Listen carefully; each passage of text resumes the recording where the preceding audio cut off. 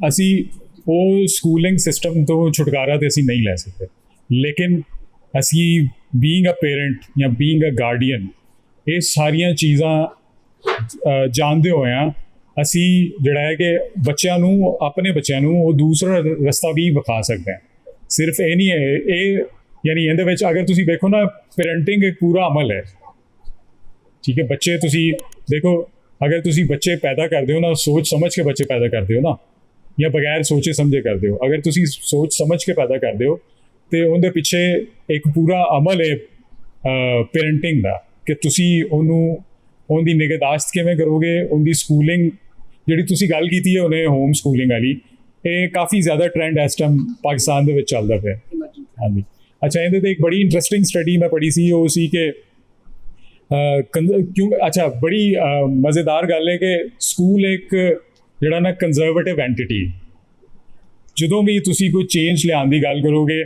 Schooling system resist ਕਰੇਗਾ, ਠੀਕ ਹੈ। ਅੱਛਾ, ਉਹ ਇੱਕ ਜਿਹੜੀ ਸਟੱਡੀ ਸੀ ਉਹ ਇਹ ਸੀ ਕਿ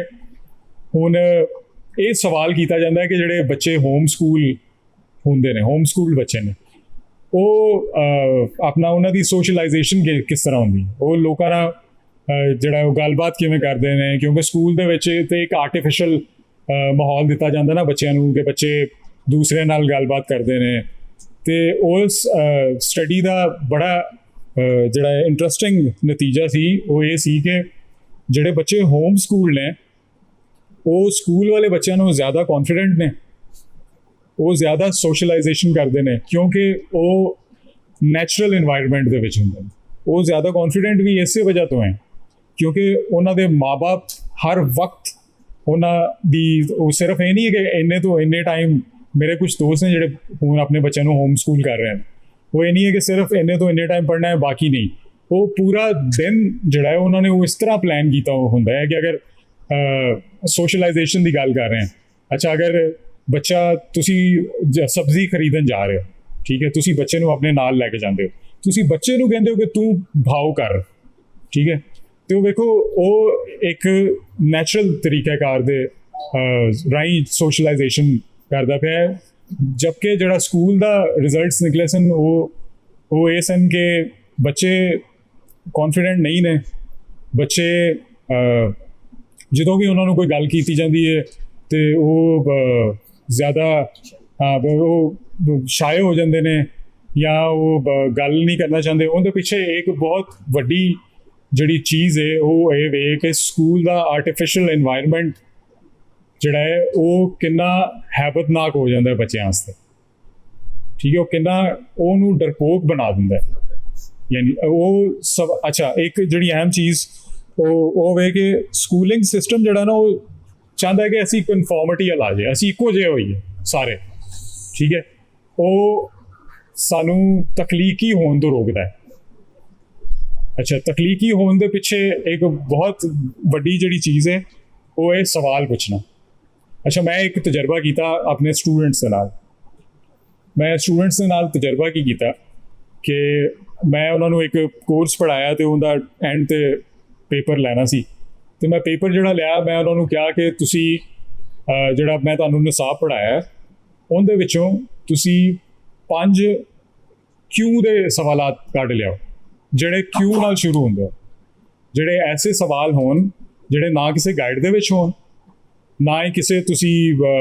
ਆਪਣਾ ਪਾਸਟ ਪੇਪਰ ਤੋਂ ਚੁੱਕੇ ਹੋਏ ਹੋਣ, ਬਲਕਿ ਤੁਸੀਂ ਆਪਣੇ ਦਿਮਾਗ ਨਾਲ ਸੋਚ ਕੇ ਤੇ 5 ਸਵਾਲ, ਸਿਰਫ 5 ਸਵਾਲ,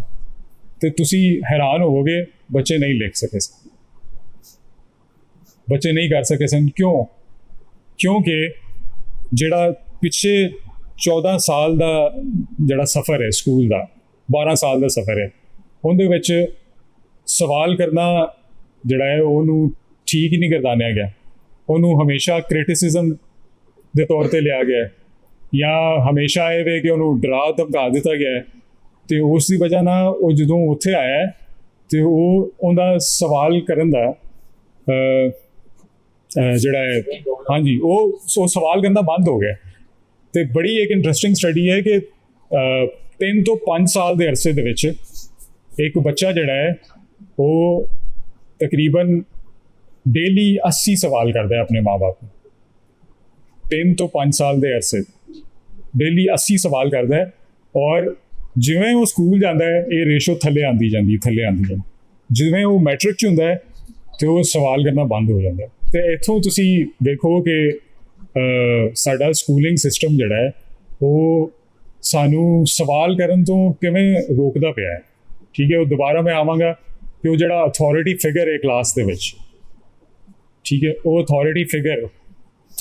ਉਹ ਕੰਟਰੋਲ ਕਰ ਰਿਹਾ ਹੈ ਸਾਡੇ ਬੱਚਿਆਂ ਨੂੰ, ਉਹਨਾਂ ਨੂੰ ਆਜ਼ਾਦੀ ਦੇ ਨਾਲ ਸਵਾਲ ਕਰਨ ਦਾ ਜਾਂ ਉਹਨਾਂ ਨੂੰ ਆਜ਼ਾਦੀ ਦੇ ਨਾਲ ਕੁਝ ਸੋਚਣ ਦਾ ਜਿਹੜਾ ਹੈ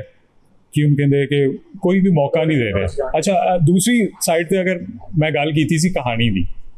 ਸਾਡੀ ਜਿਹੜੀ ਰਵਾਇਤ ਹੈ, ਅਗਰ ਤੁਸੀਂ ਵੇਖੋ ਇਹ ਜਿਹੜੀ ਕਹਾਣੀ ਦਾਸਤਾਨ ਗੋਈ ਜਾਂ ਕਹਾਣੀ ਕਹਿਣ ਦਾ ਅਮਲ ਹੈ, ਇਹਦੇ ਵਿੱਚ ਬੱਚੇ ਦੀ ਇਹ ਯਾਨੀ ਰਿਸਰਚ ਨੇ ਪ੍ਰੂਵ ਕੀਤਾ ਹੈ ਕਿ ਬੱਚੇ ਦੀ ਜਿਹੜੀ ਸੋਚਣ ਦੀ ਇਮੈਜੀਨੇਸ਼ਨ ਦੀ ਜਿਹੜੀ ਉਹ ਹੈਗੀ ਹੈ ਜਲਾ ਹੈ ਜਾਂ ਸਲਾਹੀਅਤ ਹੈ, ਉਹ ਇੰਨੀ ਜ਼ਿਆਦਾ ਇੰਨੀ ਛੇਤੀ ਗਰੋ ਕਰਦੀ ਹੈ। ਠੀਕ ਹੈ, ਉਹ ਇੰਨੀ ਜਲਦੀ ਔਰ ਉਹਦੇ ਯਾਨੀ ਉਹ ਮਲਟੀਪਲਾਈ ਹੁੰਦੀ ਹੈ। ਜਦੋਂ ਤੁਸੀਂ ਬੱਚੇ ਨੂੰ ਕਹਾਣੀ ਸੁਣਾ ਰਹੇ ਹੁੰਦੇ ਹੋ ਨਾ, ਉਸ ਟਾਈਮ ਉਹਦੀ ਜਿਹੜੀ ਕ੍ਰੀਏਟਿਵ ਇਮੈਜੀਨੇਸ਼ਨ ਹੈ ਉਹ ਇੰਨੇ ਤੇਜ਼ੀ ਦੇ ਨਾਲ ਕੰਮ ਕਰਦੀ ਹੁੰਦੀ ਹੈ ਕਿ ਤੁਸੀਂ ਬਾਕੀ ਹੋਰ ਕਿਸੇ ਵੀ ਤਰੀਕੇ ਨਾਲ ਉਹਨੂੰ ਸਿਖਾਓ ਤੇ ਉਹ ਉਨੀ ਤੇਜ਼ੀ ਦੇ ਨਾਲ ਉਹ ਨਹੀਂ ਹੋਏਗੀ। ਮੇਰਾ ਆਪਣਾ ਐਕਸਪੀਰੀਅੰਸ ਹੈ ਕਿ ਬਹੁਤ ਸਾਰੇ ਬੱਚੇ ਜਿਨ੍ਹਾਂ ਨੂੰ ਮੈਂ ਕਹਾਣੀ ਸੁਣਾਈ ਹੈ ਜਾਂ ਕਹਾਣੀਆਂ, ਉਹ ਹਮੇਸ਼ਾ ਉਹ ਕਹਾਣੀ ਉਹਨਾਂ ਨੂੰ ਯਾਦ ਰਹਿੰਦੀ। ਉਹ ਕਿਉਂ ਯਾਦ ਰਹਿੰਦੀ, ਉਹਨਾਂ ਨੂੰ ਕਿਉਂ ਯਾਦ ਰਹਿੰਦੀ, ਉਹਦੇ ਪਿੱਛੇ ਰੀਜ਼ਨ ਕੀ ਹੈ? ਕਹਾਣੀ ਦੇ ਵਿੱਚ ਇੰਟਰਸਟ ਹੁੰਦਾ ਹੈ, ਹੋਰ ਕੋਈ? ਹਾਂਜੀ, ਤੁਸੀਂ ਉਹ ਬੱਚੇ ਨੂੰ ਬੱਚੇ ਦੇ ਲੈਵਲ ਤੇ ਜਾ ਕੇ ਉਹ ਕਹਾਣੀ ਸੁਣਾਉਂਦੇ ਹੋ।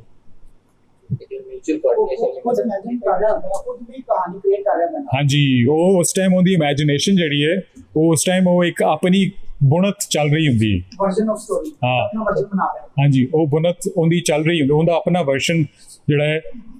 ਉਸ ਕਹਾਣੀ ਦਾ ਉਸ ਵਕਤ ਉਹ ਚੱਲ ਰਿਹਾ ਹੁੰਦਾ ਹੈ।